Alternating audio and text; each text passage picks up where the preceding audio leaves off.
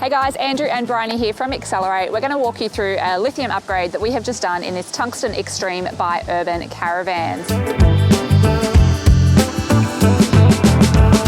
So firstly, Andrew, why did we go with the lithium upgrade on this one? What problems did the customer come to us wanting us to solve? The main one was the aircon off-grid and just microwave and so on, but really aircon was the one for this one. So they wanted to run their aircon and their microwave while they weren't at any caravan parks, all plugged into 240 power, correct? Cool.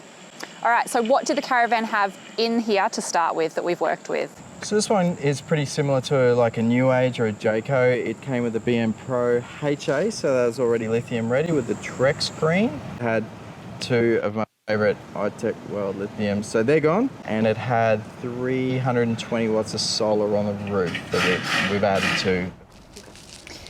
Okay, so we're here inside the caravan and Andrew has managed to fit everything under the bed here in this neat little line. So as you can see, we haven't actually lost too much storage in here, which is always a big factor when upgrading. So what is in here, Andrew? Let's start with the battery. What do we go with? Yeah, so this has just got one 200 and it's all set up so that we can put a second 200 in it. So just bang one next to it if it's not enough, but it's got one 200. That pretty much all these big cables are for the 2600 watt inverter, so Enerdrive inverter, Enerdrive DC to DC charger, and also a Morningstar solar regulator that's doing all the solaring. So we've gone with the Enerdrive system. Let's start with that. Yep. So it's an Enerdrive 200 amp hour B-TEC. Yep. We've gone with that simply because it matches in with the inverter and everything, I'm assuming, and the DC Yeah, to DC. it's a good package, good price when you buy it as a package, and yeah, everything's together in one brand and nice and neat. So the Enerdrive 2600 watt inverter, why do we go with that in caravans? So it's a transfer inverter. So what that means is all we need to do is turn the inverter on and all the GPOs in the van will be live. And then if we plug into 240, like for a caravan park, it'll just bypass for us straight away and be live that way. So it's a pretty much seamless transition between shore power and 12 volt 240 power.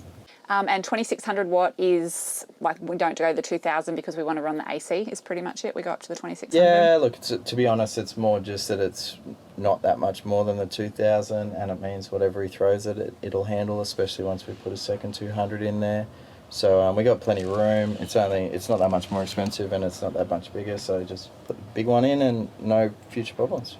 So we've then got the DC to DC charger. So what is this doing? So that is actually in this one is only doing alternator, basically Anderson plug. So alternator from the vehicle in. We haven't used the solar feature on that, and I'll explain why in a minute. So that's going to charge the batteries while we drive, basically. And that's all it does, yeah. And so we've upgraded the cabling in the car, or did we install that to charge lithium? No, the cars had really good cable to start off with. It's actually a RAM, and yeah, whoever did it right. So you've got to basically use a bigger cable through the car. Minimum 6 BNS, cool. But it actually had heavier than that. It was a good cable. And then the next thing we've got here is the Morningstar Tristar regulator. Correct. Morningstar Tristar, that's the 45 amp there. That'll handle everything we got on the roof. So we do the both because, as in the DC and the regulator? Well, yeah, so we separate it so that way when he's driving, he'll be getting up. We haven't had sun yet to see what this will do, but I'm expecting a good 30 amps out of this system, easy. So he should get 30 out of that and 40 out of that basically while he's driving, so 70 amps going in. So that's per hour? Yeah, per hour in full sun while he's driving. So if we run to a separate solar regulator, separate DC-DC charger, basically they both work while we're driving. So you mentioned solar panels there.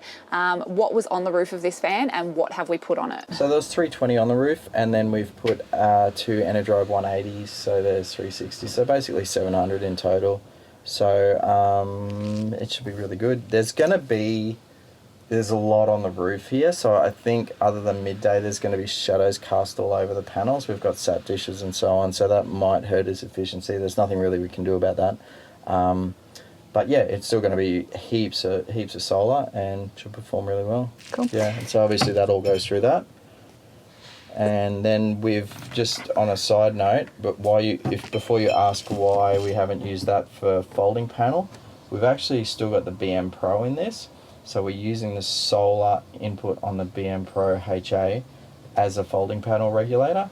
And we've simply done that so that it'll actually show up on his Trek screen what he's getting out of his folding panel. So as he moves it around and the sun changes, he'll actually have a full display with a separate icon on his Trek screen. So a bit tricky there. So is there a port somewhere or a plug somewhere he can plug a folding solar panel into? Yeah, it's in the hatch. The customer had actually already fitted it himself as an add-on, so we've just left that alone. But So you've got the panels on the roof plus folding. Okay, that's pretty plus cool. a folding that's going to go through a third solar regulator in the van.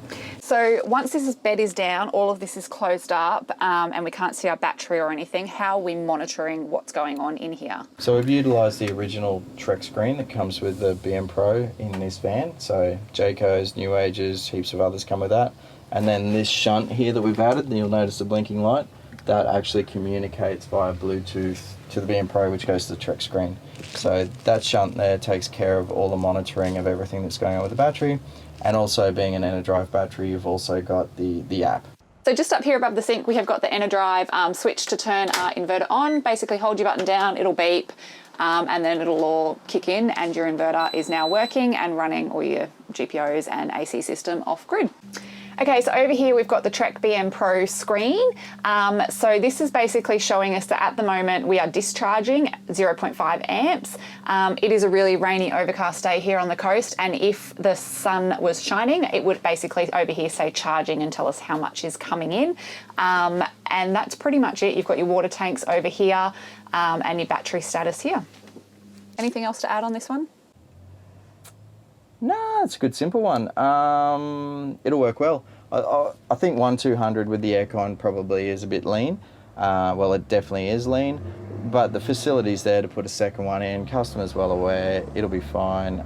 This was just a good starting point and grow from there. Good system.